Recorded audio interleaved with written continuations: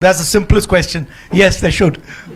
So tech employees often face challenges with long working hours, insecure policies, contractual insecurities. So should there be a better policy? Should there be stronger policy to secure them? I mean, that's the simplest question. Yes, they should. You couldn't give me a... Yeah, they should. Absolutely should. You let me off really easy there. Do you have any suggestions? No.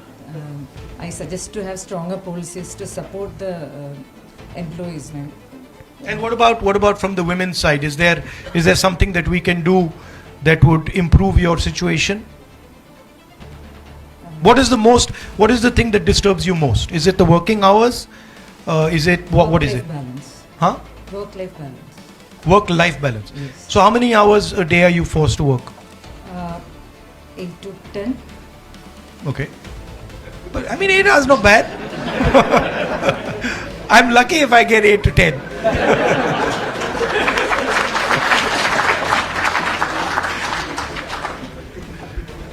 So there are a lot of employees working for long hours. Yeah.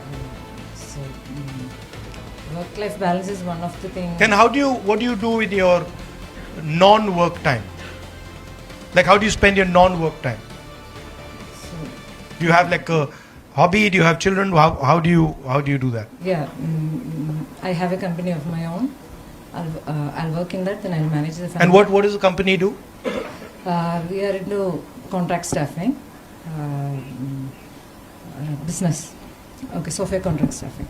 And what's the most difficult part of your job? I love all the part of my job. Okay. There's nothing difficult for me, but it is difficult to manage the family and job.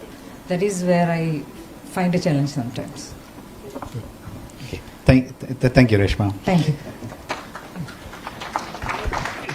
It's actually quite interesting, and I think you already answered that earlier, right? If you enjoy your job, then a lot of the times, it really doesn't look like something that is stressing you out, right? But it's about how you manage your time, prioritization, and small tricks like that. So we've seen some of that as well. No, but the challenge actually is liking something you don't like. Like getting to like something that you don't like. That's where it gets interesting. Yeah.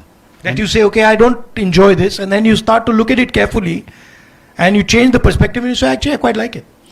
And one other thing that we found is that when you're not learning new things, that interest kind of starts waning. So we always try to figure out new ways, like changing jobs, cross-learning, new trainings and things like that. So you kind of keep the interest at a level so that then that stress really doesn't affect. Because if you do something that you, like you said, don't like, even for a short period of time, that kind of stresses you out way more than doing something that you enjoy for longer hours. Yeah. I also find that if you do many unrelated things,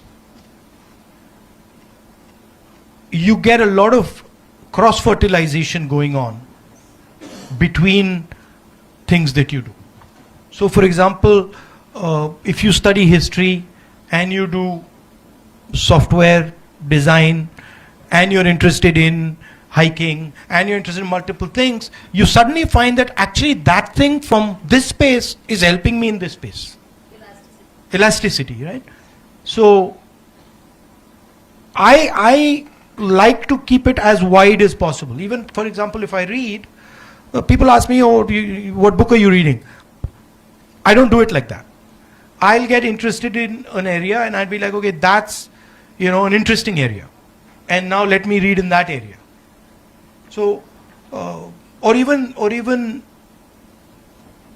sort of, I find martial arts gives me huge information on how to deal with things, right? Principles over there, for example, of balance, of force, they're applicable everywhere.